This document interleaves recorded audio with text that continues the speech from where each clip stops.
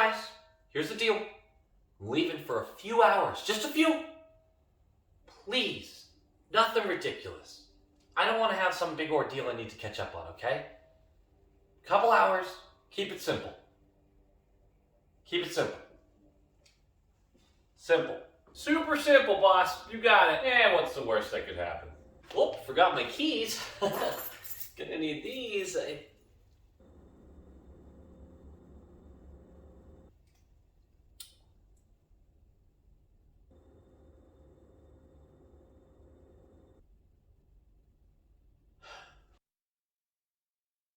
Low quality fans of a high quality Bruins team that is not a dub. Oof. God, what a game. Oh my God. That was not what you want to see. Not really what you want to see. I am still firmly entrenched in unparalleled optimism. So that's where this is coming from. I'm not actually all that upset or bothered. It's one game. Here's a couple hard-hitting facts. All right, you ready for these facts? We were playing the team with the best point percentage in the league. Now, I know we want to compete better with them, and we lost a really frustrating game to them earlier in the season. I know that. But Rask's second game back from injury, he did not look great. Not sure if we can really put all 5 goals on him, but we have to share criticism on his part of the game as well. Everyone deserves criticism on this one. I am going to point out a couple performances I thought were decent. Best team in the league by point percentage. A really great effort by them. A really opportunistic first period for them. Everything kind of fell in place in this game. We are 8-2 in our last 10, with games against top 10 teams coming through that stretch. Now, obviously, this jersey is now, we were on a winning streak with it. We got to retire that. Obviously, Jack, I love you, man, and I really appreciate you. We're going to have to rethink where that Red Wings jersey goes. You get it. I know you get it. I'm not putting it in the... That's not a cursed jersey yet. It's just one game, right? We're not there yet. But I'm going to find a new home for it. It's probably not going to be in view. I'm sorry. I don't want to do it, but I'm going to stare at it every game following this one if we're not playing well. And I can't do that to you, and I can't do that to me. So we're going to move it. What I did end up doing, things got shook around a little bit, but I ended up taking a Bruins blank CCM that was on the bottom there. The Winter Classic is now there. I don't know if... There you go. Hey, look, you can see the goat head. I'm going to hang that up somewhere.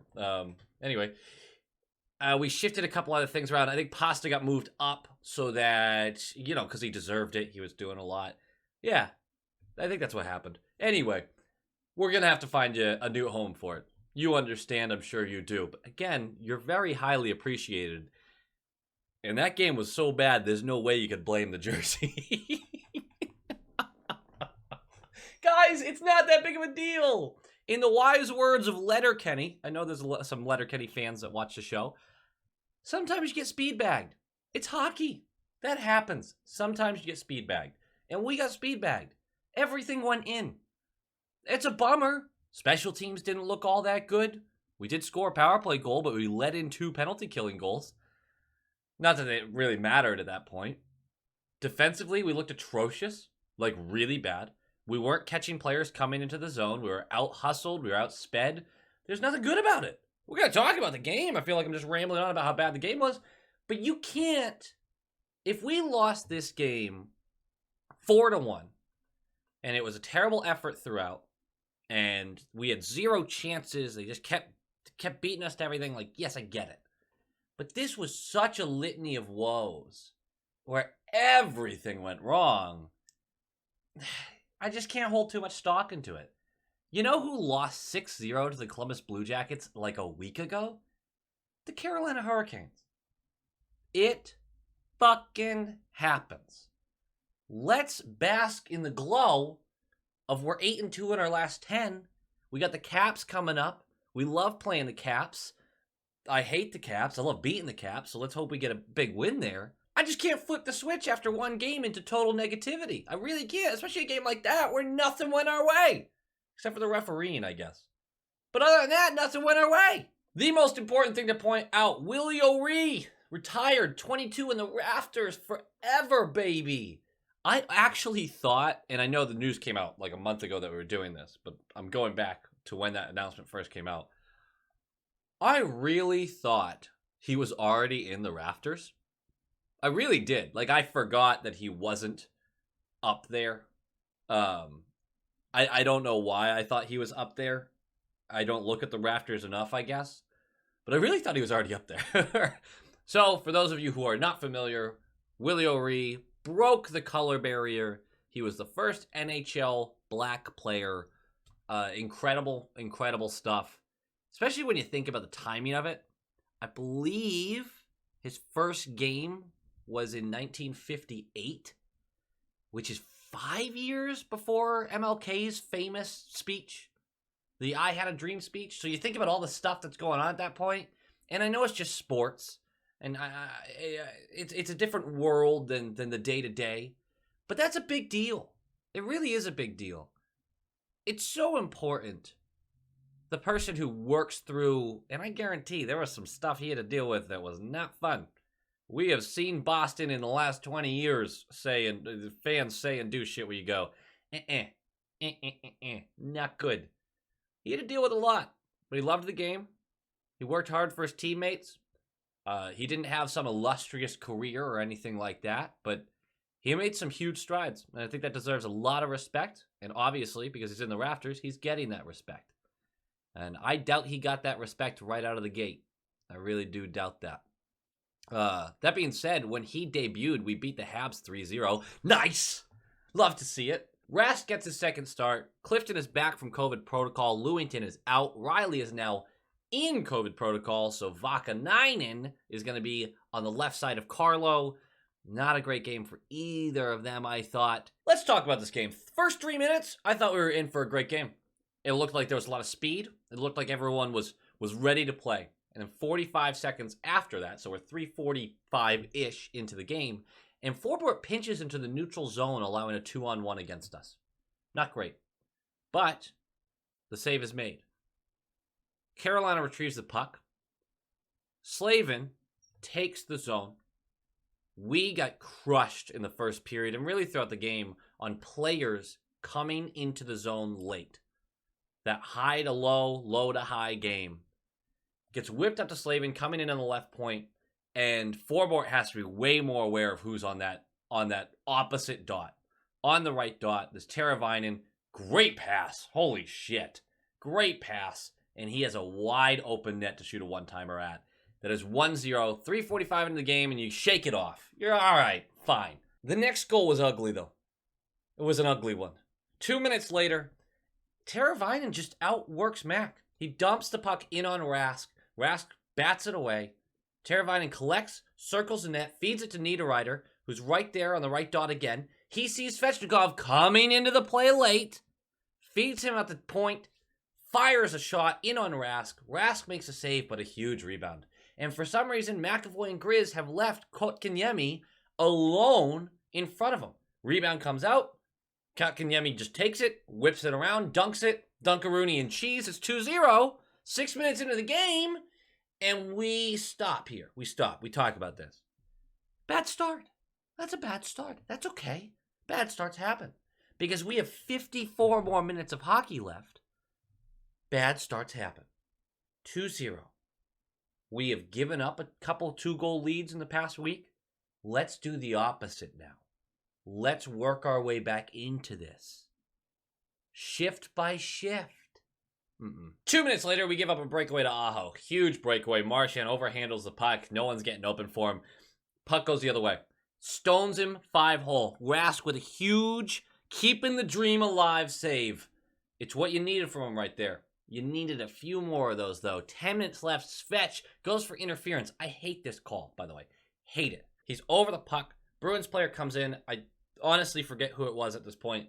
Bruins player comes in, gets right behind Svech. Looks like he's going to make a hit on him. He might have just been going for the puck, though, and Svech, instead of reaching down to handle the puck, just throws his back into the player that he feels coming. Knocks him over. He's over the puck, though. I mean, come on. That's protecting the puck. It's not like he threw himself way back. No, he got stiff and hammered back. Hit her, not the hitee. I hated this call. I really, really did. Canes have killed 35 straight penalty kills before this power play for us. That streak dies right now. This was the best power play I've seen us have in a while. It wouldn't last throughout the game. We have a few more power plays. They don't look good. But we're whipping the puck around. We're retrieving the puck when we need to. We're keeping the puck into the zone. It ends up on Pasta's stick on the high left dot. He's kind of at the top of the circle. And he whips this pass into the slot and off Bergey's skate. 5-hole. That's 2-1. We're back in it. We had a huge save from Rask just a few minutes earlier. It's a 1-goal game now. Midway through the first. We're in this game at this point. And then we're not. 13 seconds later, Canes immediately get into our zone, apply a little pressure. You gotta be able to handle that. We've talked about this all year with this team. Gotta be able to handle pressure right after scoring a goal. Slavin comes in on that left dot, hammers a shot. And this is a perfect tip by Kotkaniemi with the shaft of his stick. Beats Rask glove side. Hard save to make on that one, but we needed one there. And now it's 3-1, 13 seconds after the goal we finally scored. It's the only goal we're going to score this game, and it's going to get so much worse this period. 4 minutes left in the period, and I know Clifton's at the end of a long shift here. I get it. Can't allow this. Vach has a terrible pass that's directly between Clifton, who's in the defensive zone, and Steen, who's in the neutral zone. Directly between them. It bounces off the wall. Both of them pause and then go for it. Jarvis comes in, collects the puck, and skates right around Clifton. Clifton doesn't have the energy or the power to recover. He stays on Jarvis' side, but it's just a power move right into Rask. He holds the puck. Perfect timing by Jarvis, but Rask really needs to have this one. This is the one I really wanted him to have. We can talk about how difficult of a save it is to make. I get it, but he's coming in. As soon as Rask shifts his weight to follow across the slot, Jarvis just wrong foots him. Just dumps it right in. I think he gets a piece of it, but that's another goal. It's 4-1, and this game feels broken. This isn't the moment the game was over. We're getting there, but the game feels pretty broken. A minute later, Forbort in our zone. Kind of does a little spin around, backhands the puck to Clifton on the wall, and it looks like Clifton tries to bump it up, but I can't tell because the only camera angle I got of this, I couldn't see the puck below the half wall. So he looks like he bumps it up. Doesn't look like it goes anywhere. Martinook is right behind him to punch it down the wall. Outworks everyone to go get it. Forbort's not fast enough. Clifton doesn't realize what's happening quick enough and doesn't get to the center. And so Martinook is able to take a hit from Forbort behind the net, do that whole swivel around and whip the puck up to the slot. And Jarvis has a one-on-one wide open net. Like, he just has to bump this glove side, far side on the play, and it's 5-1. And I don't, Forbort, maybe don't allow that, I guess. Rask, what are you going to say? Like, you really want him to stop that? Clifton, dude, brutal play by you. You misplay the puck, and then you get caught watching. It's your first game back with young defensemen who are looking like they want to pass you on the depth chart. You're getting passed, bud. Awful play, awful effort, and not for nothing. But the forwards should have gotten back in the zone and at least located players that they need to defend. Stepan should not have been alone. I don't even know if I said the right name at first. Stepan should not have been alone in the slot to just hammer this in. Brutal. 5-1. Period's going to end 5-1. Game's not over in my head. We're down by 4 goals to the team with the best point percentage in the league. Game is not over. 40 minutes left. That is enough time to pot 4. That absolutely is. Rask is pulled to start the second. Totally get it. Makes sense. Second game back. Again, I don't blame him for everything, but he does deserve some blame for, or just blame is the wrong word, some criticism for lack of high-end performance on a couple of these. Let's go with that. Rask wasn't great. I'm not I don't know what else you want from me. I'm not a Rask hater, you know that, but I like to try to be as honest as possible about these players. Ullmark is in. I loved Ullmark's game. I really thought he was tremendous through these 40 minutes. I really do. 7 minutes in, power play. It's Smith on Smith violence. Brendan Smith, high sticks. Craig Smith. We do nothing with the power play, although DeBrusk has a chance. Alone in the slot, pass comes into him, and instead of settling and shooting, instead of, at least getting it on net, he deflects the pass. Deflects it purposefully. I think he was aiming for the net. It went 9 feet to the right of it. What a blown opportunity that was. You're down by 4 goals. It's the first 8 minutes of the second period. You get one in. You start a little momentum. No. Completely blows that opportunity. Cliffy draws a high stick, 9:22 left in the period. A minute later, Cole goes for tripping. We have 5-on-3 for about a minute, and then a 5-on-4 for about a minute right after that. And we do jack shit with them.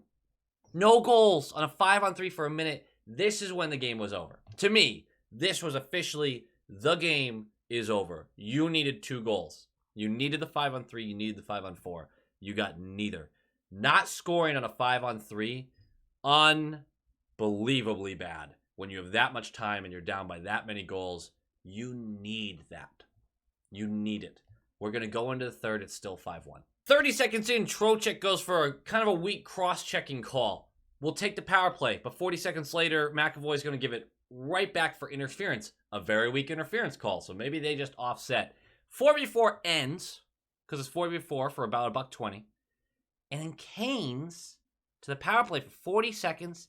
They immediately set up, and Slavin from the left dot. Ullmark was thinking pass, gets it wrong. He gets wrong-footed. Another wrong-footed shot for our goaltenders, and he just flings this short side. Hell of a shot. Slavin is good, man. He a real good player. 6-1. Sounds bad, right? Hall goes for high sticking later in the period, and we have just lost every puck battle, every puck bounce this game. Puck gets fed into the slot where Aho is behind Steen and McAvoy. Slow moving puck, and both Steen and McAvoy whiff. Gets to Aho. Ullmark makes a save. Puck then gets bounced behind the net. Aho retrieves, because of course.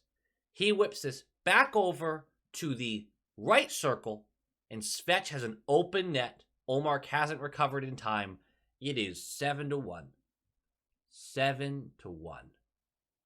Not great. Game notes. This was a great lesson for the Bruins. Manage players coming into the zone late. Win puck battles. Some teams are really good at possessing with just 4 guys in the offensive zone. You need to be aware of trailing offensive players. And the Canes and the Lightning and the Panthers have guys on the back end who can make you pay. Have to be more aware of it. I think that's a big lesson we're going to take from this. Sometimes we're just going to get punched in the mouth, and we didn't recover this one. We lost this fight. If it turns into a snowball effect and we lose a couple of the next games, then we'll start worrying. But right now, that was just a bad game. I'm ready to throw that one out. That being said, I can live with the first period being awful. Just terrible. I really wanted us to win the next 2 periods, even if we didn't win the game. And we did not win either of the next 2 periods, in my book, at least. Very disappointing. Very disappointing. Full 60 effort of disappointment. We got a full 60 effort of shit. That being said, top 6 actually outchanced their opposition pretty heavily in this game. The bottom 6 got caved the fuck in, which is even more concerning when you realize that we had last change because we were home. We chose those matchups for the majority of the game, and we got caved in on the bottom 6. That being said, again, the defense, Vakanainen, Clifton, Forbort, Carlo, all of them had really bad games. Hard to get anything going, especially for a bottom 6, where you do rely on a first pass out of the zone because you're just not as skilled as the top six. Really hard to get anything going when the defensemen just can't get it off their sticks. I don't really want to point out to those 4 guys and be like, you're the reason we lost. Everyone's the reason we lost this game. Everyone, other than Olmark. Olmark did nothing wrong. And I think you guys agree. Like, he came into this game down 4 goals, and other than 2 power play goals that he gave up, I thought he played a really tremendous game. All right, guys, that does it for me. Like, comment, subscribe. Next video will be way more fun, because next game will be way more fun. Go Bees!